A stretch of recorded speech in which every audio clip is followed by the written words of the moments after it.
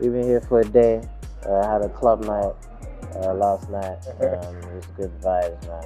It's my first time in Seattle. I think what it was is the average artist just really wasn't putting any respect on a lot of the producers and DJs' name. I mean, you need to think about it for a second, right? It's the beat that moves the crowd. It's the DJ that makes the record what it is. The DJ is such an important part of the culture, whatever genre it is. If the DJ is not playing your record is not. And it's not going anywhere. So you have to respect the DJ, and it's not just about playing hot records. The DJ also has to be very aware of, the history of certain genres of music. There's no way that I'm going to be in a club DJing Afrobeats and I'm not aware of certain sources of certain things. Do you know what I'm saying? So I need to do my research as well. As a producer, we do our research with regards to sound, what's trending, and we sort of dictate or direct the artist in terms of the sound. We are involved in the songwriting process because a lot of artists don't write their own songs. So the producer, the songwriters, the DJs, those are the key people. And I feel like it just got to a point where it's always about the artist, which is great because the artist is like the forefront of the product. But how did that product come together? So a lot of that got neglected. So I think now what's happening is a lot of producers / DJs are making a brand for themselves and saying, listen, I've created this sound, check me out. Because now you can actually just make beats and instrumentals and literally DJ with these instrumentals because that's what moves the crowd. There's a platform called Selection that is literally dedicated to like producers and DJs showcasing their sound as well.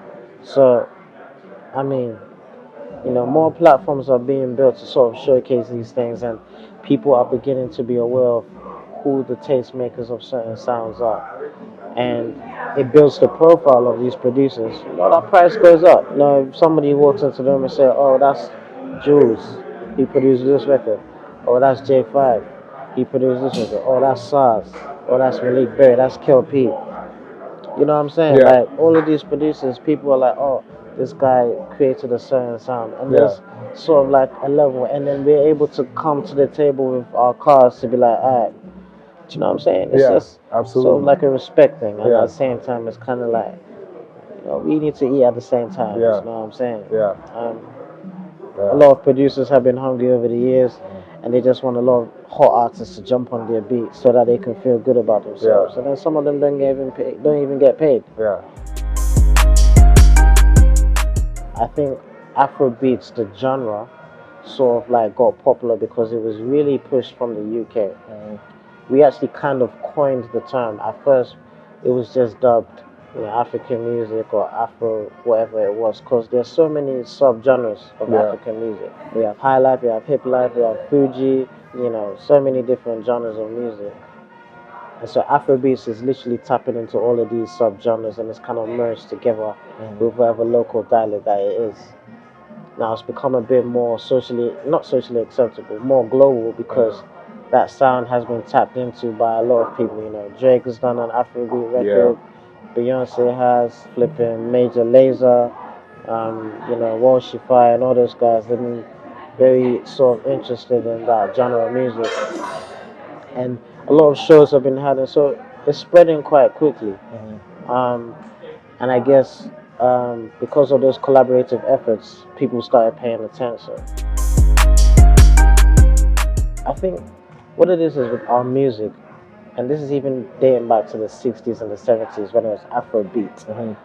So the likes of, that's even too far, but like the likes of the Funkies, Fela, Tony Allen, and then who are from Nigeria, and then we have the likes of E.T. Mensah and Abel Taylor, from Ghana.